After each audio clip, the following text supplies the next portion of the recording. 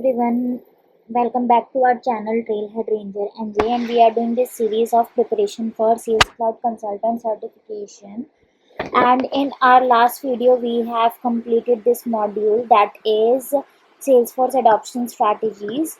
And in today's video, we'll be doing lead qualification with scoring and grading. So let's open this.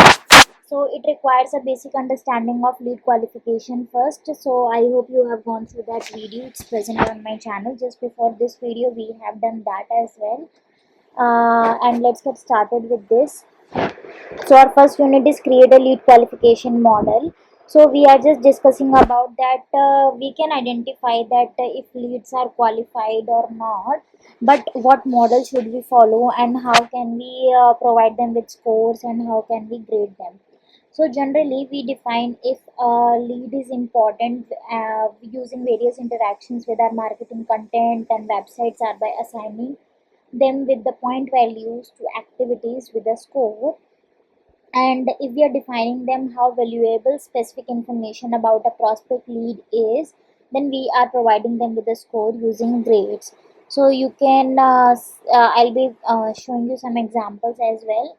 So there are this process we follows for lead qualification model: discovery, that is checking if it is aligned with sales and marketing teams and how much it is aligning them; data, collect and integrate data; then we are defining ideal prospect and profile thresholds; engagement metrics, that is setting up an automated marketing process using automation rules or such things; then monitoring if the collected data is correct, if the rules which we have set up, automated process, are correct or not, and iterating over the data.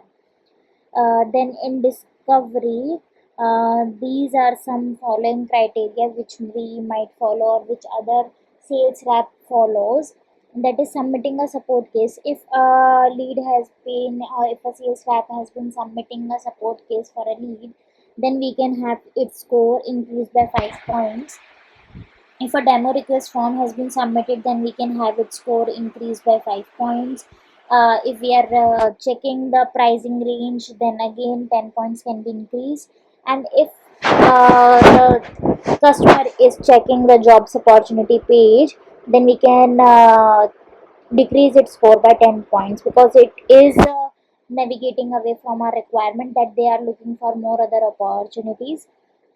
And if we are talking about grades, then we can see if they are interested in sales cloud, service cloud, marketing, or communities. Then we can have it grade increased by 1/3. If they are C-level executive, then we can have grade increased by 2/3. But if they are small company having less than 20 people, then we can have their grade decreased by 1/3. Similarly, there are other criteria as well: submitting a form, downloading a white paper, opening an email. For grade, competitor email address in healthcare, financial services, or professional services verticals, or if they are having a job title of marketing manager. So using such things, we can check and assign them with the score and grades, and then have it compare with between two qualified leads, which one is more important and qualified for our business. Then data, we can have data collected using website tracking, social media, and any other area where marketing data can be collected, using which we can get the team insight into the prospect before we will reach out to the customer. And data integration, which involves setting up the connectors, so we can have the prospects activities, if what they are doing in the salesforce, within salesforce, so we can have that checked as well. So let's come to the quiz. First question is, what is the first step in creating a lead qualification model? First option is determine the criteria that define the ideal or qualified prospect for their company. No. Second is cold calling leads to gauge their purchasing intent. No. Third is determine a prospect's intent to purchase based only on their activities. Yes. Fourth is determine a prospect's leads to score. So first we need to check their activities, then only we can have their score. Let's come to the second question, which is an example of where your company can collect prospect data from. First option is website browsing. No. Second is website tracking. Yes. Third is Social media site tracking, yes. So B and C should be the correct answer. Let's check. Okay. Let's go with first option. It's correct. Okay. So let's move on to the next unit, that is support a lead qualification model with account engagement. So we have already talked about discovery and data in our previous unit. Now let's talk about define engagement metrics and monitor in this unit. So define is nothing but let's define the criteria to identify for more qualified leads. So we can define their qualification criteria based on such things like website visits, email opens, how many downloads they have done from our websites, or how many webinar they have attended. Then we can define the lead scoring and lead grading profiles as well. We can prepare a lead scoring model, and we can define thresholds for prospects. And then we can create a automation rules as well in your salesforce. If you check, then you can navigate to automations and create automation rule using this criteria, where we can define the rule that if prospect score is greater than or equal to 150, or if prospect grade is greater than or equal to B plus, then only action needs to be taken, otherwise not. Then let's talk about engagement matrix. So this is nothing but relevant to the lead interactions, which talks about if we are configuring the lead statuses based on their scores to categorize leads accordingly, or if we are establishing their assignment rule based on lead scores to ensure that the most qualified leads are routed to the appropriate sales representative and teams. And then monitoring again, then that is we need to monitor the data or the automation rules or whatever we have configured till now, if it is working fine or not.